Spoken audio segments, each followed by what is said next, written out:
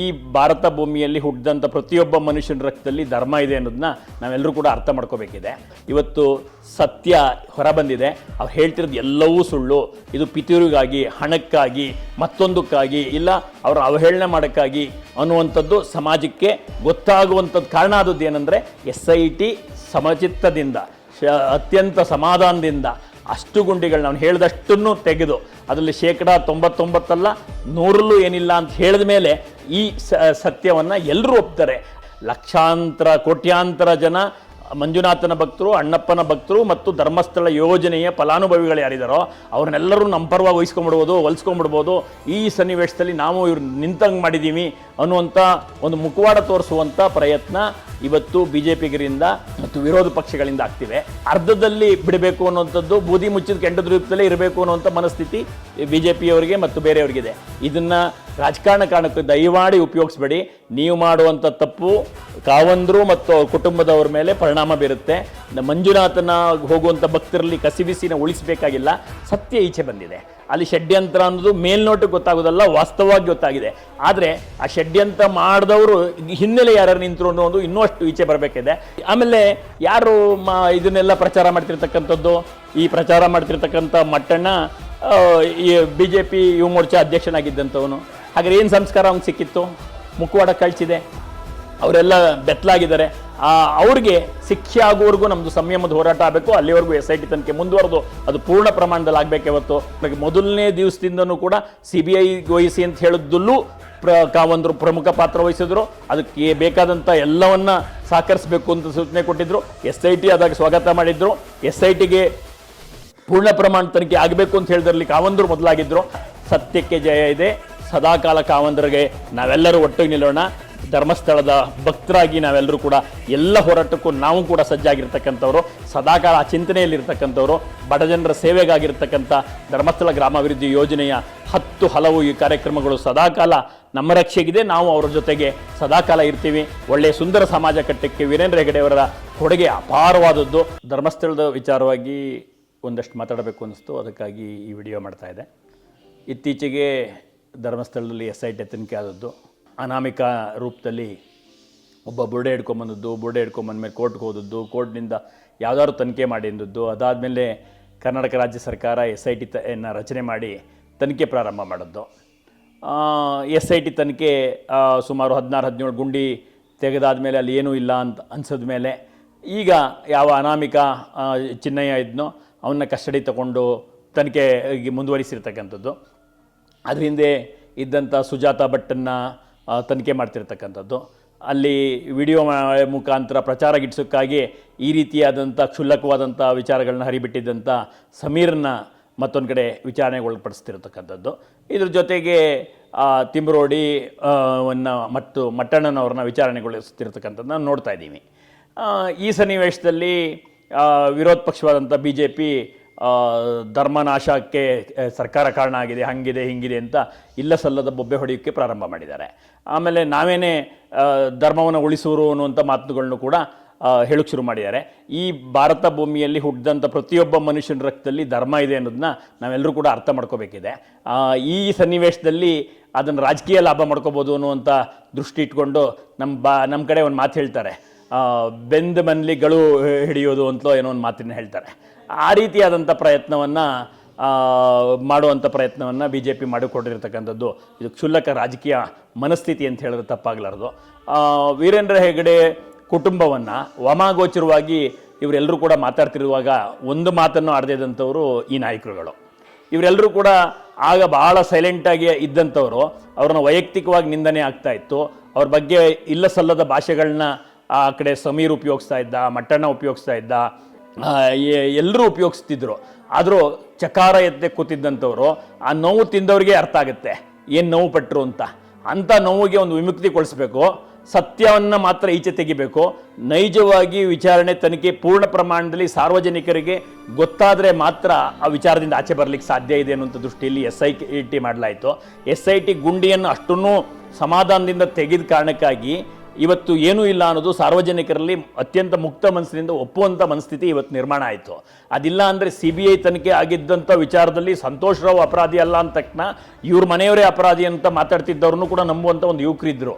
ಆದರೆ ಸಂತೋಷ್ ರಾವ್ ಅಲ್ಲ ಅನ್ನೋದು ಅಷ್ಟೇ ಸತ್ಯ ಹೊರತು ಇವರು ಅಲ್ಲ ಅನ್ನೋದು ಎಲ್ರಿಗೂ ಸಾರ್ವತ್ರಿಕವಾಗಿ ಗೊತ್ತಿರ್ತಕ್ಕಂಥದ್ದು. ಆದರೂ ಕೂಡ ಮೇಲಿಂದ ಮೇಲೆ ಯಾವುದೋ ಪ್ರಕರಣಗಳಿಗೆ ತಳಕು ಹಾಕಿ ಇವ್ರ ಕುಟುಂಬದವರನ್ನ ಗುರಿ ಮಾಡಿಸುವಂಥ ಪ್ರಯತ್ನಗಳು ಏನು ನಡೀತಾ ಇದೆಯೋ ಆ ದೃಷ್ಟಿಕೋನದಲ್ಲಿ ಅದರಿಂದ ಪೂರ್ಣ ಪ್ರಮಾಣದಲ್ಲಿ ನೊಂದು ಸದಾಕಾಲ ಈ ತೀವ್ರವಾದಂಥ ಮುಜುಗರ ಅನುಭವಿಸುವಂಥದ್ದನ್ನು ಕಾವಂದರು ಕೋಟ್ಯಾಂತರ ಜನರಿಗೆ ಅನುಕೂಲ ಮಾಡಿರ್ತಕ್ಕಂಥವರು ಆ ಕಸಿಬಿಸಿ ಅನುಭವಿಸುವಂಥದ್ರಿಂದ ಪಾರು ಮಾಡಬೇಕು ಅನ್ನೋ ದೃಷ್ಟಿಯಲ್ಲೇ ಸತ್ಯಾಸತ್ಯತೆಯನ್ನು ಪೂರ್ಣ ಪ್ರಮಾಣದಲ್ಲಿ ಈಚೆ ತರಬೇಕು ಅಂತ ಕಾರಣಕ್ಕಾಗಿ ಸರ್ಕಾರ ರಚನೆ ಮಾಡಿ ಇವತ್ತು ಅದೆಲ್ಲದರಿಂದ ಮುಕ್ತವಾಗಿ ಇವತ್ತು ವೀರೇಂದ್ರ ಹೆಗಡೆ ಅವರು ಹಸನ್ಮುಖಿಗಳಾಗಿ ಮಾತಾಡ್ತಾ ಇರ್ತಕ್ಕಂಥ ಸನ್ನಿವೇಶ ನೋಡ್ತಿದ್ದೀವಿ. ಈ ಸನ್ನಿವೇಶದಲ್ಲಿ ಸರ್ಕಾರದ ಮೇಲೆ ಆಪಾದನೆ ಯಾಕೆ ಮಾಡೋಕೆ ಹೊರಟಿದ್ದಾರೆ ಇವರು ಅಂತಂದರೆ ಕೋಟ್ಯಾಂತರ ಜನ ಮಂಜುನಾಥನ ಭಕ್ತರು, ಅಣ್ಣಪ್ಪನ ಭಕ್ತರು ಮತ್ತು ಧರ್ಮಸ್ಥಳ ಯೋಜನೆಯ ಫಲಾನುಭವಿಗಳು ಯಾರಿದ್ದಾರೋ ಅವ್ರನ್ನೆಲ್ಲರೂ ನಮ್ಮ ಪರವಾಗಿ ಹೊಲಿಸ್ಕೊಂಡ್ಬಿಡ್ಬೋದು. ಈ ಸನ್ನಿವೇಶದಲ್ಲಿ ನಾವು ಇವ್ರು ನಿಂತಂಗೆ ಮಾಡಿದ್ದೀವಿ ಅನ್ನುವಂಥ ಒಂದು ಮುಖವಾಡ ತೋರಿಸುವಂಥ ಪ್ರಯತ್ನ ಇವತ್ತು BJPಗರಿಂದ ಮತ್ತು ವಿರೋಧ ಪಕ್ಷಗಳಿಂದ ಆಗ್ತಿವೆ. ಇದು ಶಾಶ್ವತವಾಗಿ ನಿಲ್ಲುವಂಥ ವಿಚಾರ ಅಲ್ಲ. ಸನ್ನಿವೇಶದಲ್ಲಿ ತಾತ್ಕಾಲಿಕವಾಗಿ ನೀವು ಎನ್ಕ್ಯಾಶ್ ಮಾಡ್ತೀವಿ ಅಂದಿದ್ರೆ ಅದು ಭ್ರಮೆ. ಪ್ರತಿಯೊಬ್ಬ ಮನುಷ್ಯನಿಗೂ ಕೂಡ ತನಗೆ ಆಲೋಚನಾ ಶಕ್ತಿ ಇದೆ. ಇವತ್ತು ಮಹಿಳೆ ಎದ್ದು ನಿಂತಿದ್ದಾಳೆ. ಸಾಂದರ್ಭಿಕವಾಗಿ ಸತ್ಯವನ್ನು ಅವಲೋಕನವನ್ನು ಪೂರ್ತಿ ಮಾಡದೆ ಹೋದರೆ, ಸತ್ಯಶೋಧನೆ ಪೂರ್ತಿ ಆಗದೆ ಹೋದರೆ ಇನ್ನೂ 100 ವರ್ಷ ಆಗಿದ್ದರೂ ಕೂಡ ಬೆರಳನ್ನು ಪಾಪ ಕಾವಂದರು ಏನೂ ಮಾಡದಂಥ ಒಳ್ಳೆ ಕೆಲಸ ಮಾಡದಂಥ ಕೋಟ್ಯಾಂತರ ಜನರಿಗೆ ಅನುಕೂಲ ಮಾಡಿಕೊಟ್ಟಂಥವ್ರನ್ನ ಗುರಿಯಾಗಿಸಿ ಮಾಡುವಂಥ ಮಾತುಗಳು ಎಲ್ಲೋ ಒಂದಷ್ಟು ಜನ ಯುವಕರುಗಳ ಮನಸ್ಸಲ್ಲಿ ನಾಟ್ತಾ ಇತ್ತು. ಅಲ್ಲೇನೋ ಆಗಿರ್ಬೋದು, ಹೀಗೇನೋ ಆಗಿರ್ಬೋದು, ಅವ್ರ ಕುಟುಂಬದಲ್ಲಿ ಬಹಳ ಡಾಮಿನೆಂಟ್ಸ್ ಇದೆ, ಅಲ್ಲಿ ಬೇರೆ ಬೇರೆ ರೀತಿಯಲ್ಲಿ ಆಗ್ತಿವೆ ಅನ್ನೋದನ್ನ ನಂಬಿಸುವಂಥ ರೀತಿಯಲ್ಲಿ ಯೂಟ್ಯೂಬರ್ಗಳು 100 ಜನ ಹುಟ್ಕೊಂಡ್ಬಿಡೋರು. ಈಗಾಗಲೇ 100 ಜನ ಹುಟ್ಟಿದ್ರು, ಇನ್ನು 1000 ಜನ ಹುಟ್ಕೊಳ್ಳೋರು ಅದೇ ಮಾತನ್ನ ಸುಳ್ಳನ್ನು 1000 ಸತಿ ಹೇಳಿ ಸುಳ್ಳನ್ನು ಸತ್ಯ ಮಾಡುವಂಥ ಪ್ರಯತ್ನ ಸಮಾಜದಲ್ಲಿ ಬಿತ್ತರಿಸೋಕೆ ಶುರುವಾಗಿತ್ತು. ಇವತ್ತು ಅದಕ್ಕೆ ಎಂಡ್ ಬಂದಿದೆ. ಈಗ ಸದ್ಯಕ್ಕೆ ತಾತ್ಕಾಲಿಕವಾಗಿ ಎಂಡ್ ಬಂದಿರ್ಬೋದು. ಶಾಶ್ವತವಾದ ಎಂಡನ್ನು SIT ತನಿಖೆ ಮುಖಾಂತರ ಸತ್ಯವನ್ನು ಜಗಜ್ಜಾಹೀರುಗೊಳಿಸೋ ಮುಖಾಂತರ ಅದನ್ನು ಏನು ಇದು ಷಡ್ಯಂತ್ರ ಏನು, ಅದು ಹಿನ್ನೆಲೆ ಇರೋರು ಯಾರು ಎಲ್ಲವನ್ನು ತೆಗೆಯೋಕ್ಕೆ ಬಿಡದೆ ಅರ್ಧದಲ್ಲಿ ಬಿಡಬೇಕು ಅನ್ನೋಂಥದ್ದು, ಬೂದಿ ಮುಚ್ಚಿದ ಕೆಂಡದ ರೂಪದಲ್ಲೇ ಇರಬೇಕು ಅನ್ನುವಂಥ ಮನಸ್ಥಿತಿ BJPಯವರಿಗೆ ಮತ್ತು ಬೇರೆಯವರಿಗಿದೆ. ಇದನ್ನು ರಾಜಕಾರಣ ಕಾರಣಕ್ಕೆ ದಯಮಾಡಿ ಉಪಯೋಗಿಸ್ಬೇಡಿ. ನೀವು ಮಾಡುವಂಥ ತಪ್ಪು ಕಾವಂದರು ಮತ್ತು ಅವ್ರ ಕುಟುಂಬದವ್ರ ಮೇಲೆ ಪರಿಣಾಮ ಬೀರುತ್ತೆ. ಮಂಜುನಾಥನ ಹೋಗುವಂಥ ಭಕ್ತರಲ್ಲಿ ಕಸಿಬಿಸಿನ ಉಳಿಸಬೇಕಾಗಿಲ್ಲ. ಸತ್ಯ ಈಚೆ ಬಂದಿದೆ. ಅಲ್ಲಿ ಷಡ್ಯಂತ್ರ ಅನ್ನೋದು ಮೇಲ್ನೋಟಕ್ಕೆ ಗೊತ್ತಾಗೋದಲ್ಲ, ವಾಸ್ತವವಾಗಿ ಗೊತ್ತಾಗಿದೆ. ಆದರೆ ಆ ಷಡ್ಯಂತ್ರ ಮಾಡಿದವರು ಹಿನ್ನೆಲೆ ಯಾರು ನಿಂತರು ಅನ್ನೋದು ಇನ್ನೂ ಅಷ್ಟು ಈಚೆ ಬರಬೇಕಿದೆ. ಇವತ್ತು SIT ರಚನೆ ಮಾಡೋಕ್ಕೂ ಮೊದಲು ಯಾರೋ ಚೆನ್ನೈನ ಪೂರ್ವಾಪರ ಹಿನ್ನೆಲೆ ನೋಡಬೇಕಿತ್ತು, ಸುಜಾತಾ ಭಟ್ ಹಿನ್ನೆಲೆ ನೋಡಬೇಕಿತ್ತು.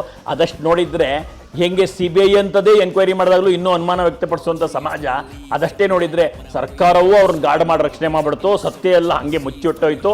ಅದರಿಂದ ಕಾವಂದರು ತುಂಬ ಪ್ರಭಾವಿಗಳು. ಆ ಕಾರಣದಿಂದ ಯಾವ ಸತ್ಯವೂ ಈಚೆ ಬರಲಿಲ್ಲ. ಇವರು ಇದೇ ರೀತಿ ಇನ್ನೂ 1000 ಜನಕ್ಕೆ ಇದೇ ರೀತಿ ಅನ್ಯಾಯ ಮಾಡ್ತಾರೆ ಅನ್ನುವಂಥ ಮಾತುಗಳನ್ನ ಹೇಳಿ ಹೇಳಿ ಹೇಳಿ ಅದನ್ನು ಒಂದು ಯುವ ವರ್ಗದಲ್ಲಿ ನಂಬಿಸೋಕೆ ಶುರು ಮಾಡೋರು. ಮಂಜುನಾಥನ ಅಣ್ಣಪ್ಪನ ನಡೆಯಲೇ ಈ ಕಾರ್ಯಕ್ರಮಗಳು ಈ ರೀತಿಯಾದಂಥ ನಡೀತಿವೆ ಅನ್ನೋದನ್ನ ತುಂಬ ಜನರು ಬಿತ್ತುವಂಥ ದೊಡ್ಡ ಪ್ರಯತ್ನ, ದೊಡ್ಡ ಷಡ್ಯಂತ್ರ ನಡೀತಿತ್ತು. ಇವತ್ತು ಸತ್ಯ ಹೊರಬಂದಿದೆ. ಅವ್ರು ಹೇಳ್ತಿರೋದು ಎಲ್ಲವೂ ಸುಳ್ಳು.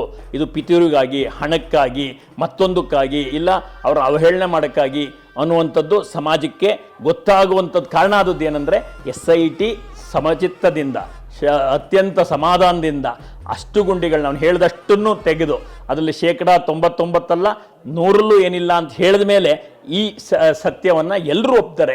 ಈಗ ಯಾರು ಇಲ್ಲ ಹಂಗಲ್ಲ ಹಿಂಗಲ್ಲ ಅಂತ ಹೇಳಿಕ್ಕೆ ಸಾಧ್ಯ ಇಲ್ಲ.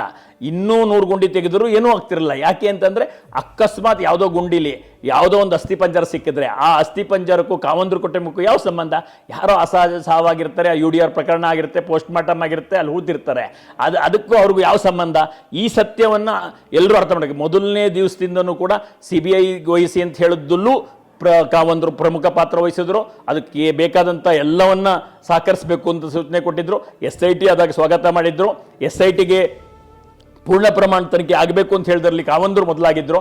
ಆದರೆ ಇವತ್ತು ರಾಜಕಾರಣದ ಕಾರಣಕ್ಕಾಗಿ ಮತವನ್ನು ನಾವು ಈ ರೀತಿ ಮಂಜುನಾಥನ ಮೂಲಕ, ಅಣ್ಣಪ್ಪನ ಮೂಲಕ ಮತ್ತು ಕೋಟ್ಯಾಂತರ ಫಲಾನುಭವಿಗಳನ್ನ ನಮ್ಮ ಕಡೆ ಒಲೈಸ್ಕೋಬೋದು ಅನ್ನುವಂಥ ಒಂದು ಕ್ಷುಲ್ಲಕ ಚಿಂತನೆಯನ್ನು ಬಿಟ್ಟು ನೈಜವಾಗಿ ಇವತ್ತು ಆ ತನಿಖೆ ಪೂರ್ಣ ಪ್ರಮಾಣದಲ್ಲಿ ಕೊನೆ ತಾರ್ಕಿಕ ಅಂತ್ಯವನ್ನು ಮುಟ್ಟುವವರೆಗೆ ಜೊತೆಲಿದ್ದು ಅದರಲ್ಲಿ ತಪ್ಪಿತಸ್ಥರನ್ನ ಯಾರು ಗಾರ್ಡ್ ಮಾಡ್ತಿದ್ರೆ ಅವಾಗ ನೀವು ಹೇಳಕ್ಕೆ ಸಾಧ್ಯ ಇದೆ. ತಪ್ಪಿತಸ್ಥರನ್ನು ಯಾರು ಅಂತ ಅರ್ಥ ಮಾಡಿಸಿದ್ರೆ, ಸಮಾಜಕ್ಕೆ ಒಂದ್ಸತಿ ಅರ್ಥ ಮಾಡಿಸಿದ್ರೆ ಇನ್ನು ಯಾರೂ ಕೂಡ ಆ ರೀತಿಯಾದಂಥ ಸುಳ್ಳು ಅಪಪ್ರಚಾರಗಳನ್ನು, ಷಡ್ಯಂತ್ರಗಳನ್ನು ಅಷ್ಟು ದಿಕ್ಕಿನಲ್ಲಿ ಮಾಡಲಿಕ್ಕೆ ಸಾಧ್ಯ ಇಲ್ಲ. ಆಮೇಲೆ ಯಾರು ಇದನ್ನೆಲ್ಲ ಪ್ರಚಾರ ಮಾಡ್ತಿರ್ತಕ್ಕಂಥದ್ದು, ಈ ಪ್ರಚಾರ ಮಾಡ್ತಿರ್ತಕ್ಕಂಥ ಮಟ್ಟಣ್ಣ ಈ BJP ಯುವ ಮೋರ್ಚಾ ಅಧ್ಯಕ್ಷನಾಗಿದ್ದಂಥವನು.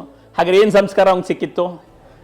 ಅದೇ ರೀತಿ ಹಿಂದೂ ಮಹಾಸಭೆಯಲ್ಲಿ ಕೆಲಸ ಮಾಡಿದಂಥವ್ರು ಅಂತ ಹೇಳ್ಕೊಳ್ಳೋ ಇವನು ಕೂಡ ಇದೇ ಸಂಸ್ಕೃತಿಯಲ್ಲೇ ಬಂದು ಎಲ್ಲೆಲ್ಲೂ ಕೂಡ ವಿದ್ವಂಸಕರು ಇರ್ತಾರೆ.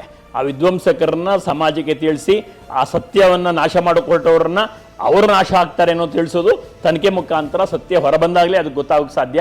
ಅಂಥ ಒಂದು ಒಳ್ಳೆಯ ಪ್ರಯತ್ನ ನಡೀತಿರ್ತಕ್ಕಂಥ ಸನ್ನಿಯಲ್ಲಿ ಸಂಯಮದಿಂದ ವಿರೋಧ ಪಕ್ಷಗಳು SIT ತನಿಖೆಯಲ್ಲಿ ಯಾವುದೇ ಒತ್ತಡ ಬರದೆ, ಯಾರೇ ಅದೇ ಹಸ್ತಕ್ಷೇಪ ಇಲ್ಲದೆ ಅದು ಪೂರ್ಣ ಪ್ರಮಾಣದ ತನಿಖೆಯಾಗಿ ನಿಜವಾದ ಷಡ್ಯಂತ್ರಕಾರರಿಗೆ, ಪಿತೂರಿಗಾರರನ್ನ ಈಚೆ ತರುವಂಥದ್ದಕ್ಕೆ ಸಮಾಧಾನದಿಂದ ಸಹಕರಿಸಬೇಕೇ ಹೊರತು ಮಂಜುನಾಥ್ನ ಹೆಸರಲ್ಲಿ, ಅಣ್ಣಪ್ಪನ ಹೆಸರಿನಲ್ಲಿ ಈ ರೀತಿಯಾದಂಥ ಸರ್ಕಾರದ ವಿರುದ್ಧವಾಗಿ ಏನೋ ಮಾಡಿಬಿಡ್ತೀವಿ ಅಂದರೆ ಅವೆಲ್ಲ ತಾತ್ಕಾಲಿಕವಾದಂಥ ನಿಮ್ಮ ವಿಚಾರಣೆ ಹೊರತು ಶಾಶ್ವತವಾಗಿ ಒಂದು ನಾಯಕತ್ವದಿಂದ ಬಡ ಜನರ ಪರವಾಗಿ, ಎಲ್ಲ ಜನರ ಪರವಾಗಿ ಯೋಜನೆಗಳನ್ನ ರೂಪಿಸುವಂಥ ಒಂದು ಒಳ್ಳೆಯ ಸರ್ಕಾರಕ್ಕೆ ಈ ಒಂದು ತಾತ್ಕಾಲಿಕವಾದಂಥ ಮಾತು ಕ್ಷಣಿಕವಾಗಿ ಆ ಸನ್ನಿವೇಶದಲ್ಲಿ ಏನೋ ಅನಿಸ್ಬೋದೇ ಹೊರತು ನೀವು ಇನ್ನೇನು ಅವ್ರ ಪರಿಣಾಮ ಬೀರೋಕ್ಕೆ ಸಾಧ್ಯ ಆಗಲ್ಲ. ಇದನ್ನು ನೀವು ಅರ್ಥ ಮಾಡ್ಕೋಬೇಕಿದೆ. ಆ ಪೂರ್ಣ ಪ್ರಮಾಣದ ತನಿಖೆ ಮುಖಾಂತರ ಈ ರೀತಿ ಷಡ್ಯಂತ್ರ ರೂಪಿಸಿದಂಥ ವಿಶೇಷ ಪಾತ್ರಧಾರಿಗಳಾಗಿ ವಹಿಸಿದಂಥವ್ರು ಎಲ್ಲರಿಗೂ ಕೂಡ ನಾವು ಈ ತಾರ್ಕಿಕ ಅಂತ್ಯವನ್ನು ಕೆಲವೇ ದಿವಸಗಳಲ್ಲಿ ಕಾಣೋರಿದ್ದೀವಿ. ಅದಕ್ಕೆ ಬಿಟ್ಟು ರಾಜಕಾರಣಕ್ಕಾಗಿ ಇದನ್ನು ಉಪಯೋಗಿಸ್ಕೊಳ್ಳೋದು, ನಿರಂತರವಾಗಿ ಶಾಶ್ವತವಾಗಿ ಕಾವಂದರನ್ನ ನೋವಿಗೆ ಸಿಕ್ಕಿಸುವಂಥ ಪ್ರಯತ್ನ ಏನಾಗಿತ್ತು ಅದನ್ನು ದಾಟಿಸಬೇಕು ಅಂದರೆ ಎಲ್ಲರೂ ಸಂಯಮದಿಂದ SIT ತನಿಖೆಗೆ ಪೂರ್ಣ ಪ್ರಮಾಣದಲ್ಲಿ ಗಮನಿಸಬೇಕು ಅನ್ನುವಂಥ ಮಾತನ್ನು ಹೇಳ್ತಾ, ಯಾವತ್ತೇ ಒಂದು ಸನ್ನಿವೇಶದಲ್ಲೂ ಕೂಡ ಯಾವುದೋ ಬಗ್ಗೆ ಯಾರನ್ನೋ ತೇಜೋವಧೆ ಮಾಡೋಕ್ಕೆ ಹೊರಟ್ರೆ ಅದು ಶಾಶ್ವತವಾಗಿ ಮಾಡಲಿಕ್ಕೆ ಸಾಧ್ಯ ಇಲ್ಲ. ಕ್ಷಣಿಕವಾಗಿ ಮಾಡ್ಬೋದು, ಶಾಶ್ವತವಾಗಿ ನಿಲ್ಲೋದು ಸತ್ಯವೇ. ಅದಕ್ಕೆ ಯಾಕೆಂದರೆ ಪ್ರೂಫ್ಗಳು ಬೇಕಿರುತ್ತೆ. ಸುಮ್ಮನೆ ಯಾರ ಬಗ್ಗೆನೋ ಆರೋಪ ಮಾಡ್ಬೋದು, ಆರೋಪ ಮಾಡಿದ ತಕ್ಷಣ ಆ ಕ್ಷಣಕ್ಕೆ ಒಪ್ಕೊಳ್ಳುವಂಥ ರೀತಿಯಲ್ಲಿ ಬಣ್ಣನೆ ಕೊಟ್ಟು ಮಾಡ್ಬೋದು. ಸಮೀರ್ ಮಾತು ಕೇಳಿದ್ರೆ ನಿಜವಾಗಿ ತಾನೇ ಪ್ರತ್ಯಕ್ಷದರ್ಶಿನಿ ಅನ್ನೋ ರೀತಿಯಲ್ಲಿ ಮಾತಾಡಿದ್ದಾನೆ, ಅವನೇ ಎಲ್ಲನೂ ವಿವರವನ್ನು ಪಡೆದಿದ್ದಾನೆ, ನಿಜವಾಗಲೂ ಯಾರೋ ಶಕ್ತಿವಂತರುಗಳು ಈ ರೀತಿಯೆಲ್ಲ ಮಾಡಿಬಿಡ್ತಾರೆ, ಸಮಾಜದಲ್ಲಿ ಎಲ್ಲೆಲ್ಲೋ ಮಾಡಿದ್ರು ಹಂಗೆ ಇಲ್ಲೂ ಮಾಡಿಬಿಡ್ತಾರೆ ಅನ್ನುವಂಥ ಭ್ರಮೆಯನ್ನು ಬಿತ್ತರಿಸಿದ್ದು ಮುಖವಾಡ ಕಳಿಸಿದೆ. ಅವರೆಲ್ಲ ಬೆತ್ತಲಾಗಿದ್ದಾರೆ. ಅವ್ರಿಗೆ ಶಿಕ್ಷೆ ಆಗುವವರೆಗೂ ನಮ್ಮದು ಸಂಯಮದ ಹೋರಾಟ ಆಗಬೇಕು. ಅಲ್ಲಿವರೆಗೂ SIT ತನಿಖೆ ಮುಂದುವರೆದು ಅದು ಪೂರ್ಣ ಪ್ರಮಾಣದಲ್ಲಿ ಆಗಬೇಕೇ ಹೊರತು ರಾಜಕೀಯ ತೀಕ್ಷ್ಣ ಟೀಕೆಗಳಿಂದ ಇದಕ್ಕೆ ಪುತ್ರ ಇಲ್ಲ. ಇದನ್ನೆಲ್ಲರೂ ಕೂಡ ಗಮನಿಸಬೇಕು ಅನ್ನುವಂಥ ಮನವಿಯನ್ನು ಈ ಸನ್ನಿವೇಶದಲ್ಲಿ ಮಾಡ್ತಾ, ಕಾವಂದರು ಮಾಡಿದಂಥ ಅತ್ಯಂತ ನೂರಾರು ಒಳ್ಳೆಯ ಕೆಲಸಗಳು, ಕೋಟ್ಯಾಂತರ ಫಲಾನುಭವಿಗಳು, ಕೋಟ್ಯಾಂತರ ಮಂಜುನಾಥನ ಅಣ್ಣಪ್ಪನ ಭಕ್ತರುಗಳು ಸಮಾಧಾನದಿಂದ ನಾವೆಲ್ಲರೂ ಒಟ್ಟಾಗೇನಿದ್ದೀವೋ ನಮ್ಮೆಲ್ಲರ ಒಗ್ಗಟ್ಟಿನಿಂದ ಸತ್ಯಕ್ಕೆ ಜಯ ಇದೆ. ಸದಾಕಾಲ ಕಾವಂದರಿಗೆ ನಾವೆಲ್ಲರೂ ಒಟ್ಟಿಗೆ ನಿಲ್ಲೋಣ. ಧರ್ಮಸ್ಥಳದ ಭಕ್ತರಾಗಿ ನಾವೆಲ್ಲರೂ ಕೂಡ ಎಲ್ಲ ಹೋರಾಟಕ್ಕೂ ನಾವು ಕೂಡ ಸಜ್ಜಾಗಿರ್ತಕ್ಕಂಥವ್ರು, ಸದಾಕಾಲ ಆ ಚಿಂತನೆಯಲ್ಲಿರ್ತಕ್ಕಂಥವ್ರು, ಬಡಜನರ ಸೇವೆಗಾಗಿರ್ತಕ್ಕಂಥ ಧರ್ಮಸ್ಥಳ ಗ್ರಾಮಾಭಿವೃದ್ಧಿ ಯೋಜನೆಯ 10 ಹಲವು ಈ ಕಾರ್ಯಕ್ರಮಗಳು ಸದಾಕಾಲ ನಮ್ಮ ರಕ್ಷೆಗಿದೆ. ನಾವು ಅವರ ಜೊತೆಗೆ ಸದಾಕಾಲ ಇರ್ತೀವಿ. ಒಳ್ಳೆಯ ಸುಂದರ ಸಮಾಜ ಕಟ್ಟಕ್ಕೆ ವೀರೇಂದ್ರ ಹೆಗಡೆಯವರ ಕೊಡುಗೆ ಅಪಾರವಾದದ್ದು. ಪರಿಸರ ಇರ್ಬೋದು, ಎಲ್ಲ ವಿಚಾರಗಳು, ಧಾರ್ಮಿಕ ವಿಚಾರಗಳಿರ್ಬೋದು, ಗ್ರಾಮೀಣ ಬದುಕಿರ್ಬೋದು, ಬಡತನ ನಿರ್ಮೂಲನೆ ಇರ್ಬೋದು, ಆರ್ಥಿಕ ಸದೃಢತೆ ಮಹಿಳೆಯರಲ್ಲಿ ತರುವಂಥದ್ದು ಇರ್ಬೋದು, ಎಲ್ಲ ವಿಚಾರದಲ್ಲೂ ಕೂಡ ಧರ್ಮಸ್ಥಳ ಶ್ರೀ ಕ್ಷೇತ್ರದ ಕಾವಂದರ ಮುಂದಾಲೋಚನೆ ತುಂಬ ದೊಡ್ಡ ಮಟ್ಟಕ್ಕೆ ಕೆಲಸ ಆಗಿದೆ. ಅದನ್ನು ಎಲ್ಲರೂ ಒಪ್ತಾರೆ. ಅದಕ್ಕೆ ಜೊತೆಗೆ ನಾವೆಲ್ಲರೂ ಹೆಜ್ಜೆ ಹಾಕೋಣ. ಎಲ್ರಿಗೂ ಧನ್ಯವಾದಗಳು.